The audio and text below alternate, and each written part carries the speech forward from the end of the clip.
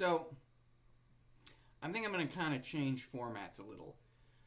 Previously, I had been doing one book, but that's like. I looked, a lot of those videos aren't even a minute, and I know that the blood sucking YouTube algorithm doesn't seem to reward content like that. I thought about doing them as shorts and seeing if maybe they did a little better, but I thought actually what I might do is I might do book list videos. So this is going to be shamanism, animism. I'm not a huge fan of the term shamanism. I mean, I guess it's like priest. Priest was obviously a particular word that referred to a particular cultural context, and we've applied it to a lot of things. For people that don't know, the word shaman is actually, I can't remember the exact group it comes from, which tribe, but it's Siberian, and it's become applied to all kinds of people across the world because of similar practices.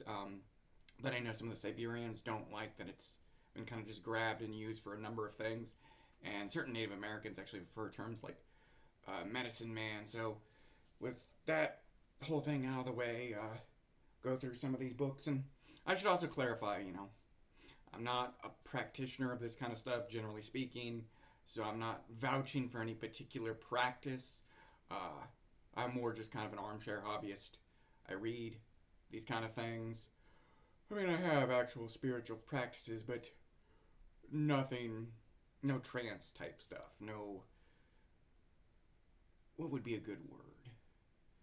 That would encompass all of it. I mean, there's shamanism, no mind altering or any of that kind of stuff. Not my thing. But with that out of the way, there are books that I have found very interesting and useful just from learning about the more animistic cultures. That's the other point I wanted to get to was shamanism is a set of practices common to certain individuals in cultures that are more animistic. As someone who is an animist, as far as like my views on the nature of reality, I find that these books, even if you're not interested in practicing the kind of modern, what gets labeled plastic shamanism, the kind of trance, neo-shamanism stuff, these books have useful information if you're just trying to understand that worldview. The first one, of course, I think anyone that's been into this kind of stuff for any length of time would have heard of, but that's Way of the Shaman by Michael Harner. That's a basic introduction. He went to South America, did ayahuasca, had the whole bit happen to him, and then he went to some other countries and studied with other people. I think he was in Australia for a while, and he talks about his experience interacting with shamans, and then he's the one that kind of started like the neo shaman revival, and he actually gives some rituals and dance and stuff to do that. One of the most useful things in this book, and it's been a few years since I've actually read it in its entirety, so I'm gonna butcher the story, but it was somewhere in South America. He was talking to, or listening to, this shaman guy talk in his village about his day, and I went and got water and did this, and then fucking blew up a tree with my mind, and then did this. And interacting, the thing that he discovered is a lot of these cultures, they don't make a hard distinction. They have a concept of ordinary consciousness, shamanic consciousness, and the things that they experience while in that altered state, what we would call hallucinations or lucid dreaming, probably in our culture, at least from a materialist psychological perspective, they view those things as real. So they don't view that as lying. But they also understand, because they're in that cultural context, when he says weird things like that, like, they understand he didn't, like, literally, physically do it. So I thought that was interesting. And it's interesting when you read mythology, and there's actually one of the books in the stack goes more into that.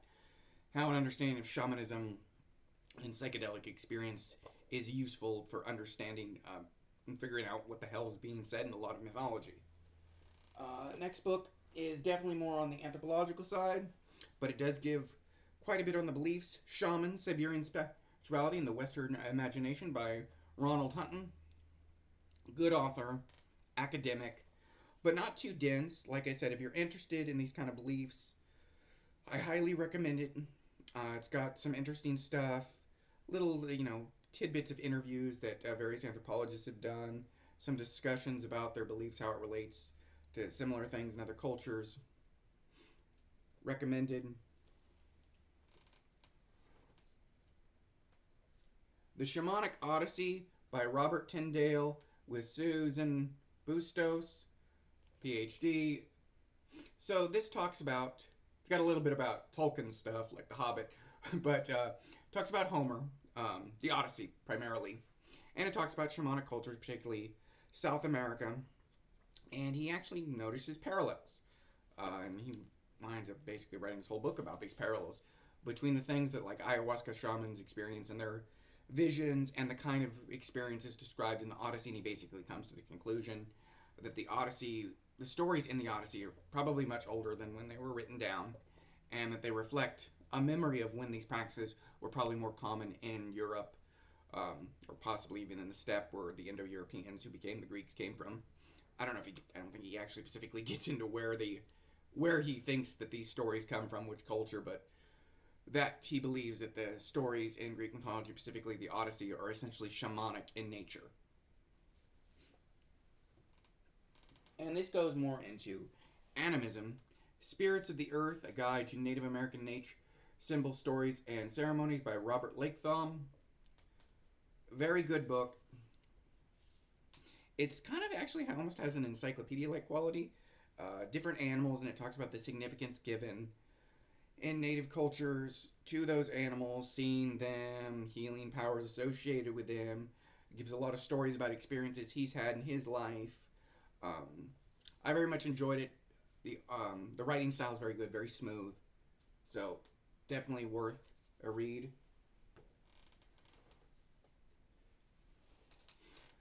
Shamanism for Beginners by James Indry. I'm positive I'm butchering the pronunciation of his last name there.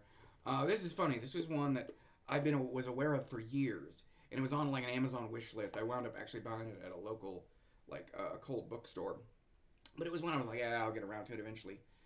Because just from the title and stuff, I figured it was just going to be very feel good, kind of plastic type stuff. But actually, it's it's good. He is a practitioner, number one, so he talks about his experiences and interacting with native shamans.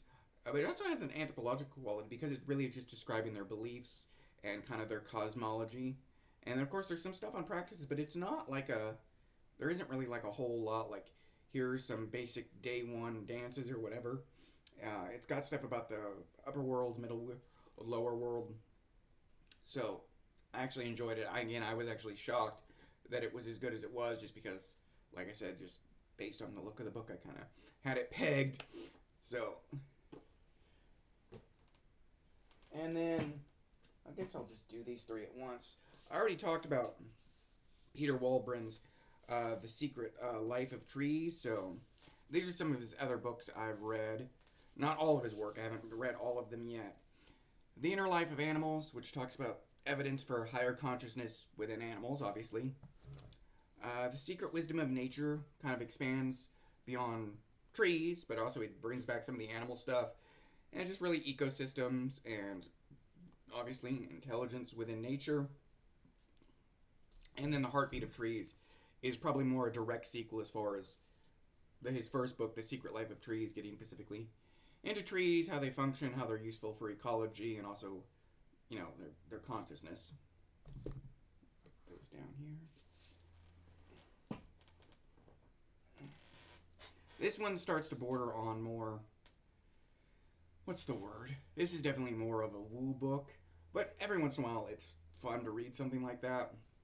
This is a woman who is from New Zealand. Her name is Jacqueline E. Lane. This is Deva, Our Relationship with the Subtle World by Jacqueline E. Lane.